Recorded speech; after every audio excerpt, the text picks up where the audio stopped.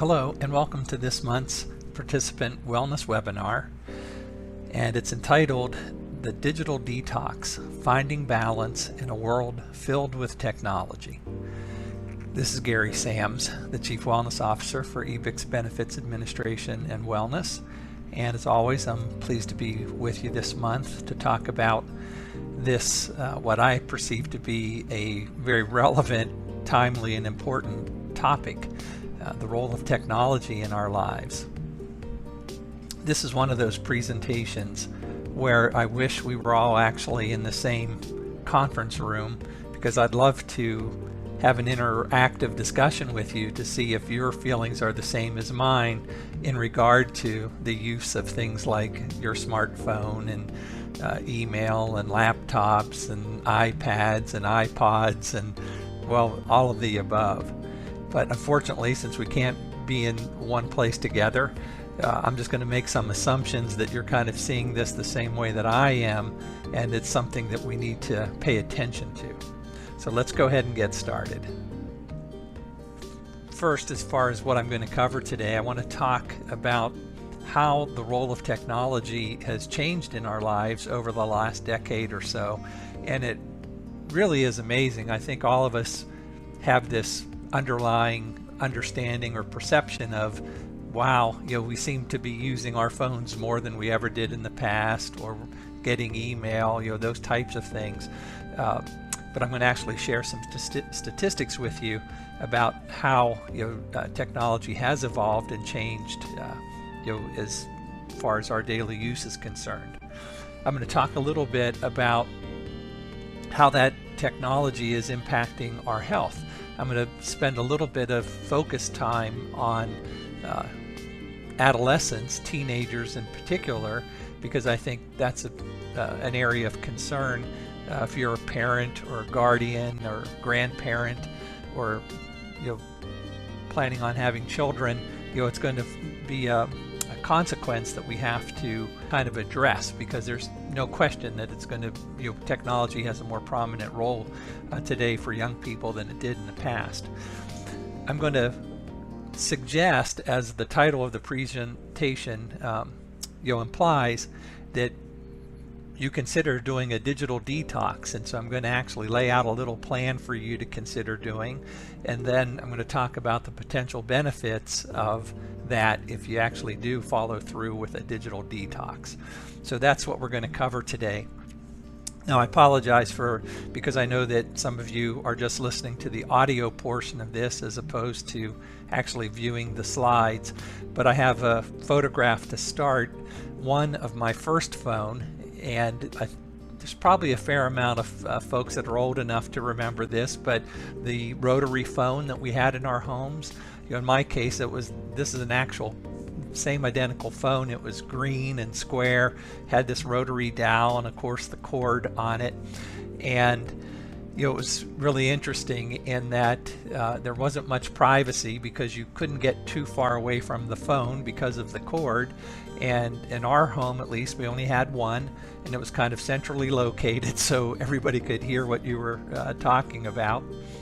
And we didn't use it very much. You'd call your friends, you'd pass on some information about where you were going to meet or what you were going to do, and that was basically it.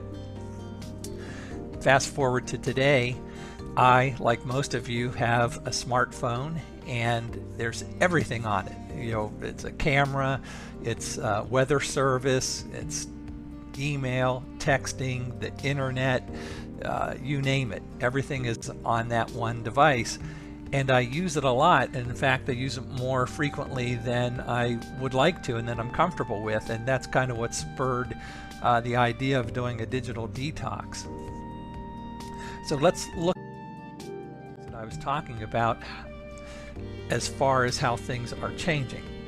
Technology in our lives, and so I have a slide here that's looking at from 2000, the year 2000 until today. Use of the internet. In 2000, 52% of homes had internet access, and the vast majority of them, over 80% at that time, used what we'd call the slow internet, over a phone line. where today 88% of homes have internet access. So very prevalent. In 2000, to my above point, only 1% of homes had broadband access. Today, that's close to 75%. And that's a big difference, because now with broadband, we're able to utilize so much more content, and the experience is so much different than when it was slow, over a phone. How about the use of social media? In 2005, only 5% of us used social media. Today, that's 70%. Big difference. In 2010, about 35% of us had a smartphone. The iPhone, or the Samsung, whoever, the digital phones that I was talking about before, where you can do just about everything on them. Only 35% had a smartphone. Today, that's 78% of people own a smartphone. 2010, only 3% had a tablet of any kind, like an iPad. Today, over 51% have those.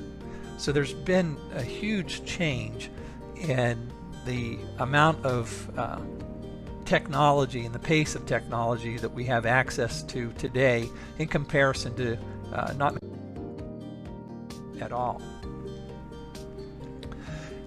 And so, what's the issue? What's the problem with that? As I mentioned, in the outline, there's some health issues that we need to be concerned of with all that technology.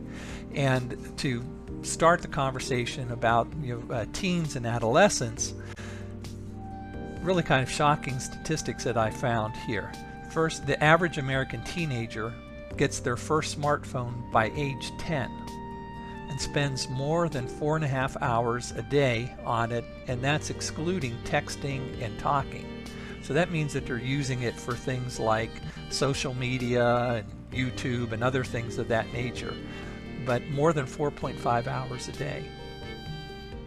And the issue with that is U.S. teens who spend 5 hours or more a day on electronic devices are 71% more likely to have a risk factor for suicide than those who spend less than 1 hour. So that's something to be concerned about. Nearly 80% of teens check their phones hourly, and more than half report feeling addicted to their devices. So that's something that again, we as adults, and being responsible for children or adolescents, that we need to kind of interject ourselves into these statistics here to make sure that we're doing everything that we can to make sure that the problem doesn't become worse than it is. A couple other studies, a survey from the Center of Media and Child Health found that 75% of more than 2,300 teachers said that students' ability to focus on educational tasks has decreased, and largely attributed to the things that we're talking about with technology. The American Psychological Association found that more than 3,500 American parents, in a survey that they did, said that 58% of them said that they worry about the influence of social media on their child's physical and mental health. So it's something that we are concerned about. And it's interesting, as I was preparing this presentation, and this is in early February, just at the end of January, a large study came out, and it looked at it's been going on from 1991 until today, and they've surveyed over 1 million teens and looking at their happiness and life satisfaction. And so the study, it was titled "Less Smartphone Time Equals Happier Teenagers." And what they found in their observations were that adolescents who spent more time on non-screen activities had higher psychological well-being. They tended to profess greater happiness, higher self-esteem, and more satisfaction with their lives. And reading through the article, one of the other things that stood out to me was that the authors noted that every non-screen activity was things like being in sports or other physical social events and things like that, every non-screen activity was correlated with greater happiness, while by contrast, every screen activity was correlated with less happiness. So our kids are spending more time on the phones, but it's not to their benefit, according to the studies, at least that I'm seeing.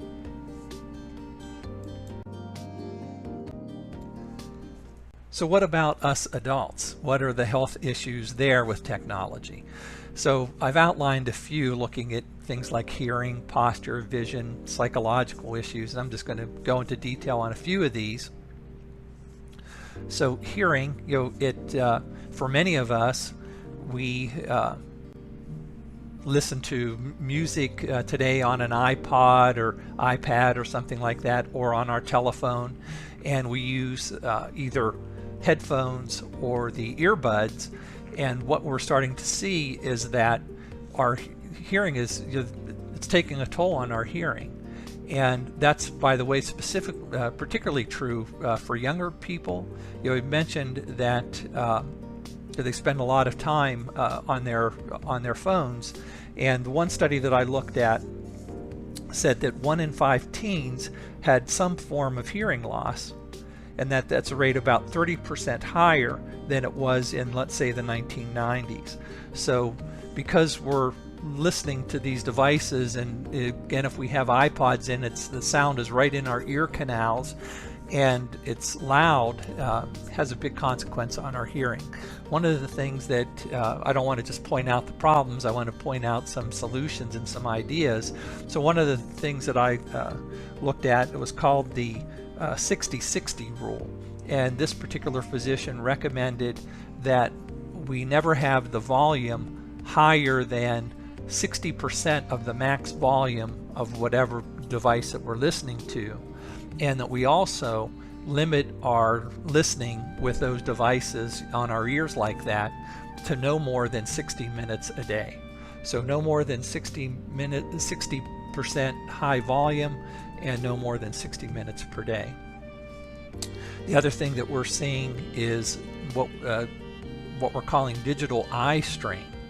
And we just talked about our use. The average American spends nearly 5 hours a day looking at a digital screen, and that rate of screen time is increasing. In fact, last year adults spent 65% more time on their smartphones each month than they did in 2011. So one of the comparison dates.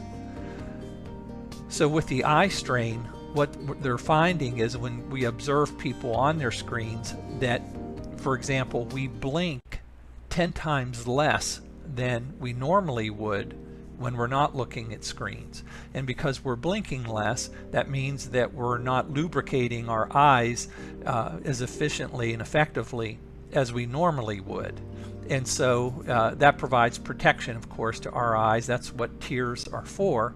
And so we're getting this digital eye strain.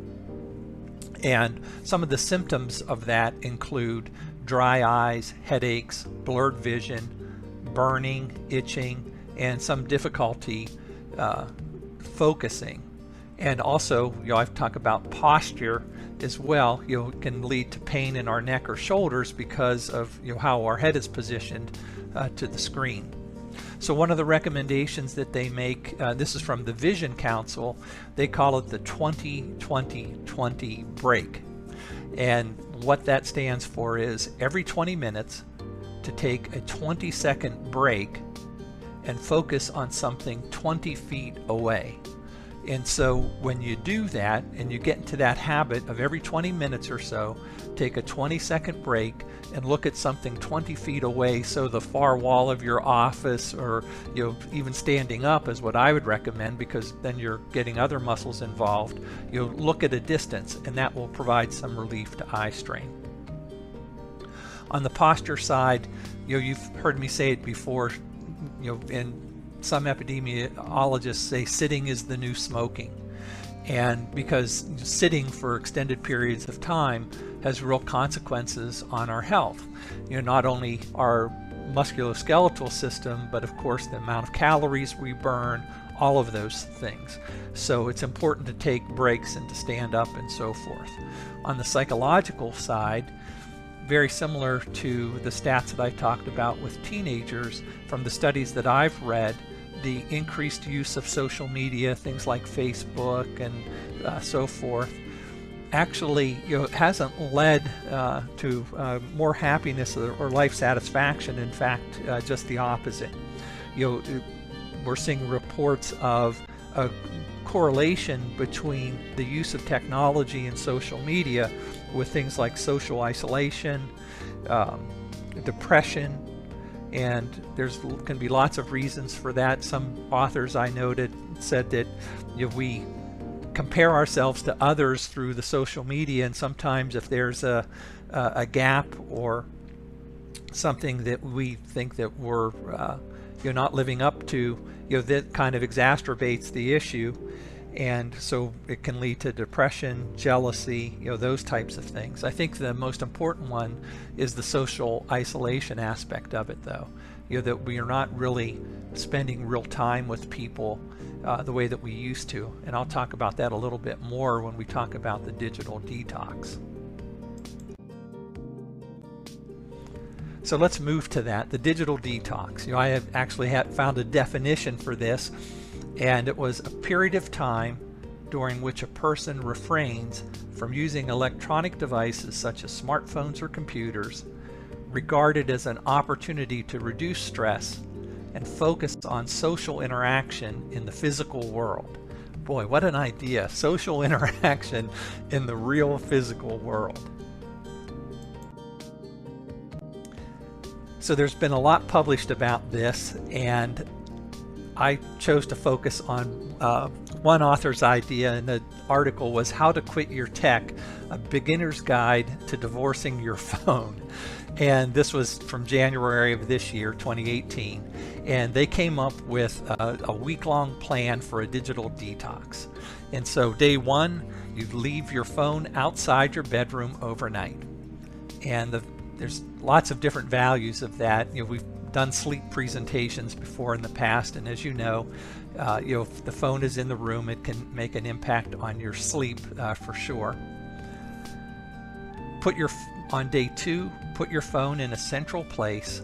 When you return home, and go to that location of the phone rather than carrying it around with you if you need to check it.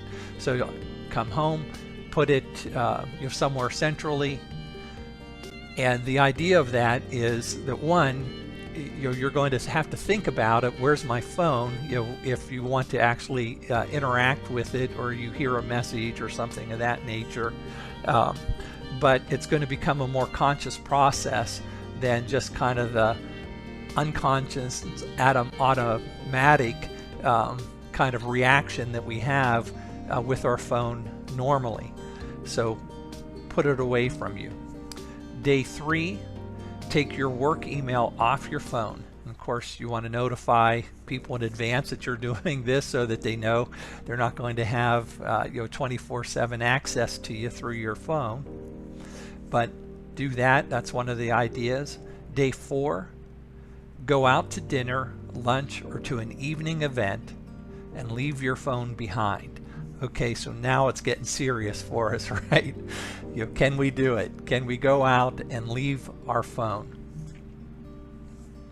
Day five, keep your phone on airplane mode as default all day. Take it off only when you need to use it. So that's going to really make an impact on the messages and everything else that you get. And so let's see if we can do that. Now here's the tough part, the weekend. This is where we're really getting serious, day 6 and 7, and that's the complete digital detox. Keep your phone switched off and put away from 7 p.m. on Friday to 8 a.m. on Monday. Now again, if we were all in the conference room together, I know that I would be seeing some faces that would say, no way, can't do it. And to be honest with you, I'm not sure if I can either, but I'm going to do it, and I'm going to give it a try, because I think it's important. Again, for myself, I want to kind of change my relationship with technology this year and moving forward. So this is kind of a simple idea to do a digital detox. And what can we expect if we do this? I know we'll be successful. What can we get from it? So one of the studies that I read that was really interesting, an organization, a company, hand-selected 35 professionals, CEOs, working people like ourselves and so forth, to go on this digital detox. And they took them on a camping trip in the desert, and they brought along 5 neuroscientists to observe these people while they were going through this digital detox. And they were looking at things like their postures, their expressions, their interactions with people, how they were communicating. They had these scientists that were kind of observing all of this as people were going through this process. And what they found, it was really very interesting. They found after the 4th day, people they had better posture because they were actually kind of looking people in the eye. Their head and face were up instead of hunched over a digital device, a phone or a computer. So their posture improved. They noticed deeper friendships and better communications. And they noted that people were actually able to recall rather insignificant details of conversations that they were having with these people that they had just met, because they were paying attention. They were really there in the moment. They found that the participants had more efficient sleep. Not necessarily that they were sleeping longer while they were out on this trip, but it was better quality sleep. And likewise, the scientists that were studying this, they found that, or they reasoned that people weren't being their sleep wasn't being interrupted by the sound of their phone or alarms or messages and things like that going off overnight. They didn't have because they had no technology on this trip at all. They didn't have the issues that we have from blue screens and technology as far as the impact. I think we've spoken about it before on melatonin productions, the hormone in our body that helps to regulate and initiate sleep. There was not that impact. And just in general, they found that they had new perspectives. And so that was one of the most powerful findings, that people they tended to make significant changes to their lives when they were offline for a while. Some decided to make big changes in their career or relationships, while others decided to recommit to health and fitness. The lack of constant distraction appeared to free people's minds to contemplate more important issues in their lives. And it also made them believe that they had the willpower to sustain a transformation, because they were able to divorce themselves for technology for 4 days. They felt, well, I can do more. So, very powerful lessons here. And of course, it's all about balance. I don't think any of us want to go back to the days when we didn't have access to technology like we do today. We know that from a health perspective, we have great medical technology to take advantage of. From a practical application, I don't know that I'd ever want to go back to having to use a Rand McNally road atlas or paper map to get from point A to point B in an unknown city. It's really nice to be able to have someone tell you turn left and turn right and all the other things. So we know that there's some real advantages to it, but we really have to have balance in our lives. And that brings me to the conclusion. As always, I thank you for your time. This one went a little bit longer than most of these, but there was so much to consider and to discuss when it comes to doing a digital detox. And I'm really hopeful that some of you will actually try the plan that I suggest in the presentation, that you'll do a digital detox and you'll see what that means for you, what results you get from that. I'd love to hear if you're willing to share your experience, and certainly wish you well in that pursuit. So again, thank you for your time. Make sure that you complete the little survey on the program so that you get credit if your organization provides that. And I look forward to having another discussion next month.